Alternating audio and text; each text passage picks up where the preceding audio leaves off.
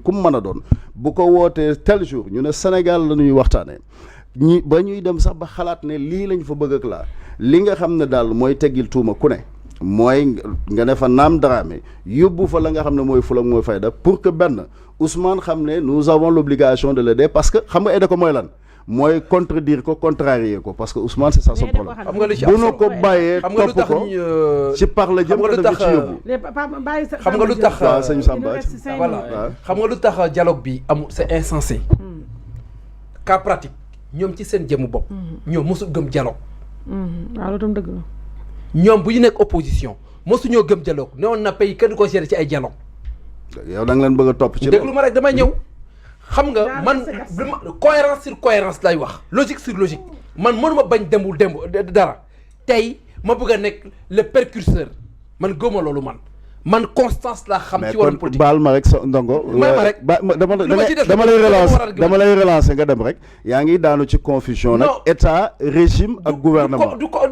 mais fii état parti lañ fi bëgg a installé yow nag bul nangu loolu psychologiquement damay ñëw xam nga lu tax ñun dañoo initié le dialogue pour que contentieux politique yi fi am yëpp ñu def bal à terre ñëpp bokk ci la résultante bi ci la ñoom Khalifa Sall ak ñoom Karim Wade yëpp mënoon nekk candidat mais fii les prémices les annonces li ngay dégg rek dafa nekk loo xamante ne c'est en déphasage avec les normes juridiques parce que la loi elle ne peut pas être personnelle loi du viser benn parti loi c'est de portée générale te soo bëggee fekk xaw ma ndax loolu la am déet mais soo bëggee wax ne par exemple un ancien président de la République du mën a nekk du mën a nekk candidat soit bu mu defee exercice de mandat dem yoonam par exemple un exemple rek lay joxe loolu du war mën a nekk motif dialogue te tey fekkee ne réforme calendrier électoral bu ñuy wax mais calendrier électoral li ñu fi réformé ñoom vote Sénégal depuis ñaata at la ñuy voté et puis le même code électoral moom moo tax ñoom ñu nekk ay maire nekk président de la République ne am majorité à l'Assemblée nationale lañ ciy changé restriction des partis politiques ba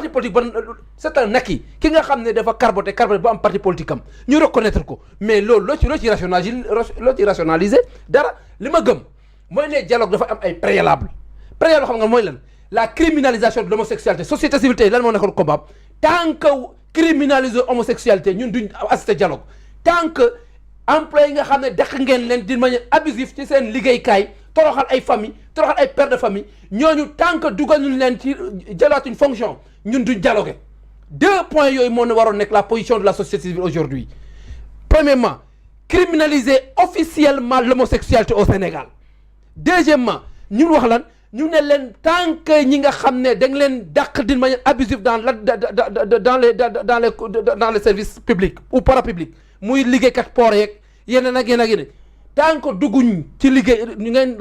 rétablir dans leurs droits duñ dialoguer suñ ci jógee les politiques xam nga lu ñu waroon les détenus politiques l'effacement des chroniqueurs ñooñu c'est une libération immédiate et sans condition loolu su amul dialogue du am c'est ça en vérité li nga xam ne lii moo war a nekk posture parce que li fi nekk personne n'est à l'abri vous participez au dialogue avec une personne qui se traite d'indigent de résidu politique man nga may saaga di may xas bëgg a toog ak man chaise ñuy waxtaan ñun APR en tant qu'APR ils nous ont taxé de gangsters ñu fa jóg ils nous ont taxé de falsification de chiffres ñu jóge fa ñuy saaga suñu président ñu jóge fa ñu jël suñu camarade tëj leen kaso vous voulez qu'on dialogue avec qui avec nos pires ennemis l'APR c'est officiel qu'on ne participera pas mais tout ce qui se passera de ce dialogue-là le plus fa am la mooy conséquence la résultante ñi koy participe ñu fa nekk ñoom ñooy les responsables de ce qui se passera parce qu'en réalité mën ngeen fa dem ngeen dialogue ba pare ñu dem def leen neex Assemblée nationale. mais léegi nag xam nga lu ma bëgg nga comprendre d'abord il faut qu'on dépassionne un peu le débat parce que da ngay en fait quand je vous écoute un peu quand je vous écoute un peu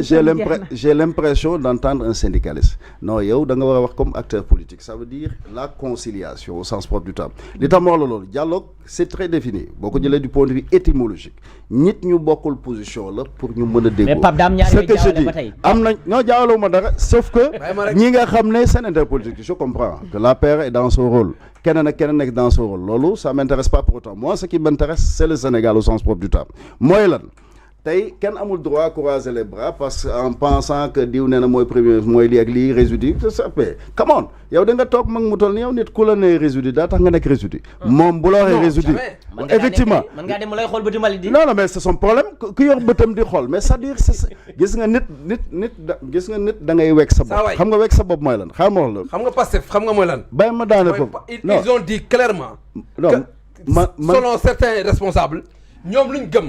nañ leen bàyyi ci luñ gëm nee na ils se sont opposés radicalement ils doivent gouverner radicalement nañ dem ci seen mais non xoolal ils n'ont qu'à se radicaliser et on se radicalise et que le Sénégal stagne. Voilà, c'est ça le danger. C'est ça le danger. Et c'est ça aussi. Mais malheureusement, xam nga ku yor nguur ku yor càq moo war a éviter càqam lu ko dagg. ñoom normal il devait être beaucoup plus pacifique et pacifique que les pacificateurs. léegi comme ndong nga san bàyyil ma wàññi kii la tuuti dóor la xeex tuuti comme Fayen Bey lay dóor xeex. Dépassionnel le débat. Non, il y a pas de passion. Non, il y a un peu de passion xam nga lu tax ma wax la loolu. xam nga lu tax man maa la njëkk a wax déjà ne la pilier wu Pastef wax la ñaari mbir la désacralisation socioculturelle et la déstructuration politique et religieuse dellu siwaat ne la ñaari mbir l'inculture politique et la culture de la violence loolu nag ku ko bëgg buddi ci réew mi sànni ko faw nga am taxawaay bi nga war a am mënuloo di jouer ce qu'on appelle la politique de la chaise vide tey man je n'ai rien à faire sinon à cirer de Massamba wax na lii ci man wala nag man xam naa dëgg-dëgg ki ma doon kon yow nga woo ma résidu nga woo ma chinois extraterrestre ça c'est ton problème wala japonais wala sénégal séeréer wala jol loolu sa problème la man li ma xam mooy déjà li ma doon bu may ñëw am naa suma identité wu bopp et xam naa li nga xam ne moom laa jàppe ne référence je dis une chose tey dialogue daal li tax nit di ko wax dans le principe il faut pas tomber dans l'émotion xam nga lu tax Ousmane loolu lay rechercher au fait dama bëgg mooy tey ñi war a wax ne dëkk bi doxul yaa ngi wax léegi ñiy perte seen liggéey c'est le moment intersyndical yëpp taxaw fa. xaaral moo ñëw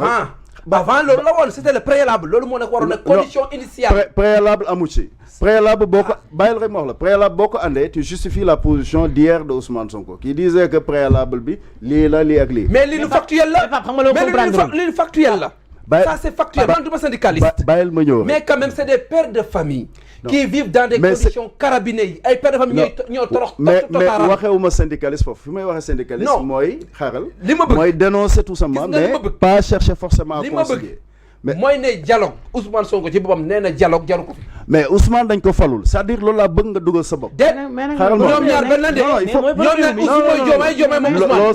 ça c'est archi faux. c'est-à-dire ndax foo man waxuma ko. déglu ma wax la ça c'est archi faux. waaye li ci am solo. déglu ma wax la donc déglu ma ñoo bokk li ñu wax. gis nga li ma gëm. mais loolu seen problème la c'est-à-dire xam nga sénégalais. dialogue sax dafa am pertinence à l'heure actuelle. amul benn pertinence. mais wax nga léegi li tax dialogue am pertinence yow yaa ma ne kenn mënu fee marche kuñ ne nangam loolu amul problème politique. non kii moo ko wax. waaw benn la ba léegi yow déjà waxul ne ku bëgg a marche du terrain donc ça veut dire ça suppose déjà que dialogue war na am ñaar bi ma wax syndicaliste waxuma ko dans le cadre kaasal man syndicaliste la mais ce que je dis mooy ñi nga xam perte nañ seen liggéey moo xam ñaata junne nit la c'est le moment tey intersyndical yi taxaw fa andi fa seen cahier de doléance wax fa la ca wax ñi nga xam ñi ngay wooye prisonnier xaw ma noo leen mën a woo bon mën na nekk comme mën na ñàkk a nekk dans le cadre de la reddition des comptes dans le cadre de la reddition des comptes il faut faire la part des choses saay bu fa toogee loo fa jëlee yaa ko def sa bopp mais nag ci bokk moomel la ñuy wax nañu dégg waaw li ma bëgg daal d'abord lancer un appel par rapport à cela c'est-à-dire il faut qu'on dépassionne le débat et qu'on ne tombe pas dans le piège xam nga liy piège bàyyil ma ñëw rek dama ne il faut qu'on dépassionne le débat et qu'on ne tombe pas dans le piège pourquoi je le dis la personne habilitée tey mu woote dialogue x ou y kooku institution la moom la ñu woowee président de la République du Sénégal ça m'intéresse pas ku mu doon woote mais dama la ne président moo ko woote président bu woote nag ci bokk moomel Bassirou Diomaye comme barki démb bi mu naan abal naa Macky kii Bassirou Diomaye amul avion bi askanu Sénégal bokk moom la ñu fal en tant que président donc moom la ñu jox responsabilité jox ko prérogative mu woote lu mel noonu bu ko woote képp koo xam ne am na lu la ñor comme ñi nga xam ne ñu ngi leen di daax comme xale yi nga xam ne tey gis nga leen ñu bëgg a jël seen avenir def leen ay jakartamen pendant que ñu am pétrole ak gaz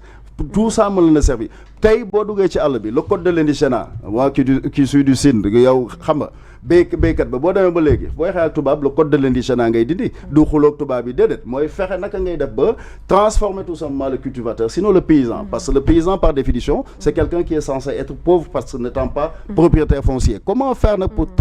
transformer leen en agriculteur comment faire pour que ñoom ñi nga xam ne ñooy les agriculteurs ainsi de suite ñooñu bu ñëwee duñu leen jàppe des ouvriers agricoles nga mën leen a jox tout simplement l'accès au crédit avec la garantie souveraine de l'État du Sénégal ñu mën a am accès ci banque agricole ak yeneen ak yeneen ñu mën a am subvention pour que li ñuy wax les couches vulnérables tey boo demee xale yu bëri ñu ngi ci kër yi liggéeyatu ainsi de suite lan moo ko waral tey la scolarisation des filles fan la toll échec yi ci lo ak léegi ma daaneel foofu daal dans le principe